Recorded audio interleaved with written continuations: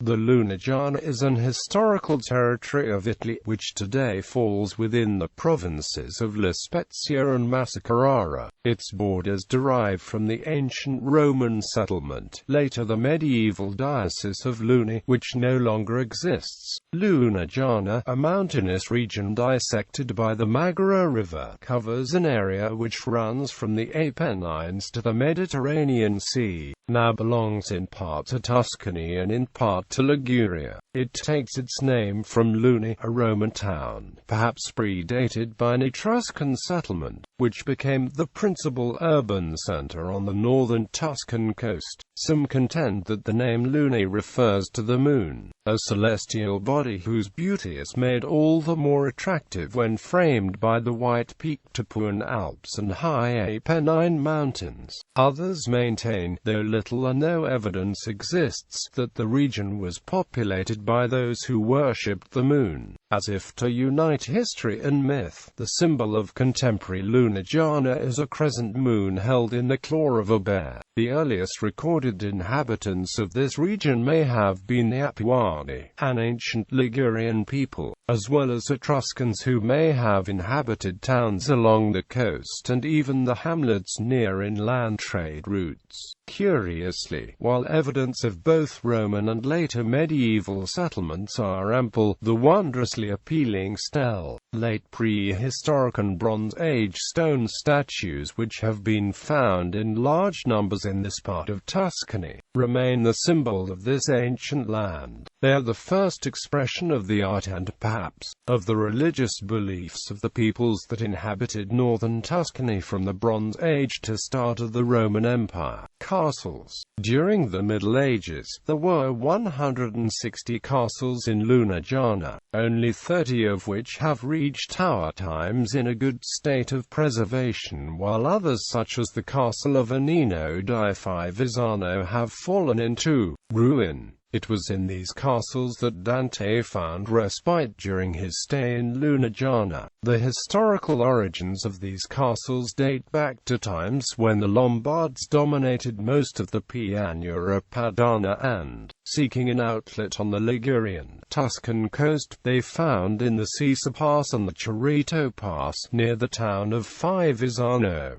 the easiest ways to cross the Apennines. During ancient times, when the settlement of Luni, originally founded by the Romans in 177 BC, was a flourishing city and harbor, the Romans had already built solid defensive posts along the Via Aurelia, a major road which linked up central Italy to Lunigiana and from Lunigiana to both the coastal road through Liguria and to Gaul and across the Apennines into what is now the province of Reggio Emilia. Upon significant sections of this Roman road, the Lombards would later build the Via Francigena, for the control of which there were bloody and ferocious struggles among the local nobility, concerned with the maintenance, the dominion and fiefdoms, as well as between the states of Pisa and Lucca and, later still, between Florence, Milan and Genoa. The most important castles in Lunigiana, including La Verrucola, the famous castle of Fivizzano formerly inhabited by the late artist Pietro Cussler, and the castle of the Piagnaro in Pontremoli, the Rocca of Villafranca, the Malaspina castle in the city of Massa and the fortified village of Filito, had been built as a result of these monumental struggles for control of Lunigiana. Moreover, when the Malaspina played an important part in both the local politics of Lunigiana and the politics of northern Italy, they built a great number of castles, which were used as residences and fortifications by which several branches of the dynasty defended the territory. Some scholars contend that with the growth of flourishing branches of the Malaspina dynasty, the inheritance of Lunigiana's feudal territories by the ever-contesting large and small branches of the family eventually brought about a diminution of individual holdings, causing, in the end, the parceling of fiefdoms into increasingly smaller estates,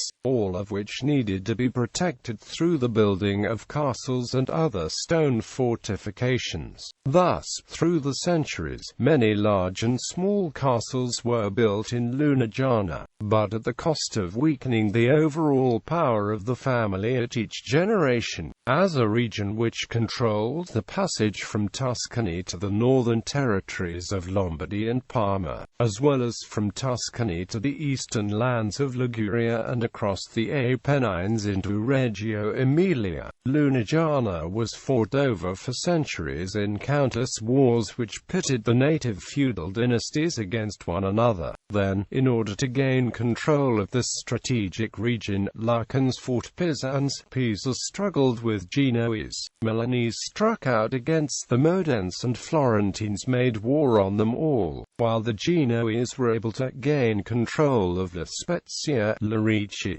Sarzana and much of the littoral coast all the way from the Cinque Terre to ancient Luni itself. The Milanese took more northern parts of Lunigiana. Meanwhile, some northeastern Lunigianese towns came under the control of either Parma or Modena. Nevertheless, the most strategic parts of ancient Lunigiana began to come under the control of the Florentine state in the early 15th century. By the second half of that century, Tuscan possession of most of Lunigiana was secured with the incorporation of Fivizzano and its vast territory into the Tuscan state. With Italian unification in the mid-19th century, most of Lunigiana, though divided for centuries among the contesting duchies and city-states of northern Italy, came into the new Kingdom of Italy as part of Tuscany proper. Bibliography. Caterina Rapetti, Accanto al Camino, Divali Stalti e contadini istituti nel Favel della Lunigiana. Illustrations of Davide Danti, Milano, Edizioni dell'Arco 2007, ISBN 88-7876-0966.